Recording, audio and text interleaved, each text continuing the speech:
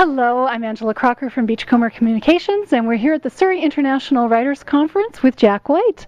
Jack has been a key part of this conference for many years, and I'm curious to know why you come back year after year. I come back year after year because I love it, because for my money, this is the best conference of its kind, certainly in Canada, probably in North America. High praise indeed. I imagine you've been to a number of conferences over the course of your writing career. I've been to a few, yeah. So when you come to a Surrey Writers Conference, what sort of things do you spend your time doing that you enjoy the most? There's an event happens here every day. It's called the Blue Pencil Cafe. And young, aspiring writers, not necessarily young, some of them are almost as old as I am, although that hardly seems possible nowadays, they sit down, they give you 3 pages of script. And they have 15 minutes, or I have 15 minutes, to look at these 3 pages, not knowing who has written them, not knowing what they consist of, just 3 pages of words, and I respond straight from the shoulder to what's on the page in front of me. That must be hard for some writers to hear the honest feedback, but also very valuable to have that objective opinion. I think it is very valuable, and the reason I think it's that valuable is because I wouldn't enjoy it otherwise, and if I didn't enjoy it, I wouldn't be doing it. Sure. So.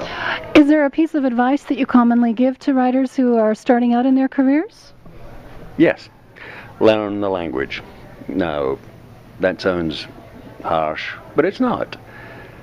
We live in a society where we seem to have a need for instant gratification, and I'm constantly taken aback by the number of young writers, particularly fantasy writers, who believe that they can write a publishable book that will sell,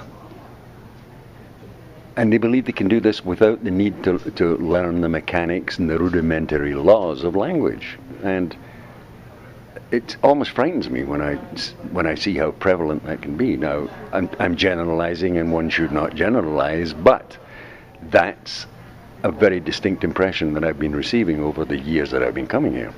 And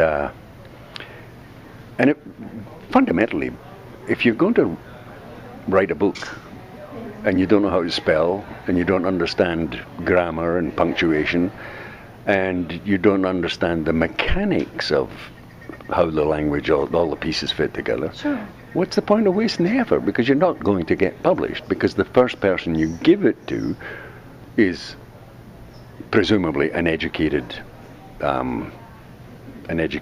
source of who will be able to look at it and discern in the first glance whether or not you've got the mechanics in place. Very important. That's wonderful advice for anyone learning, to start with the basics and go from there. Do you think social media has any impact on that, with people communicating on more impromptu, very brief messages off the cuff? Yeah,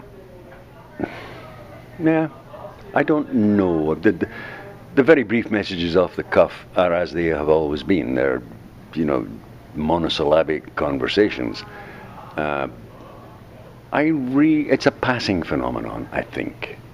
It may have a permanent effect on the language, it may have a permanent effect on style, but if it does, I'll be long gone by the time it gets to the point where I can't handle it. Well, I hope that's a long time in the future. Thank you so much for taking the time to speak with me. I really appreciate it.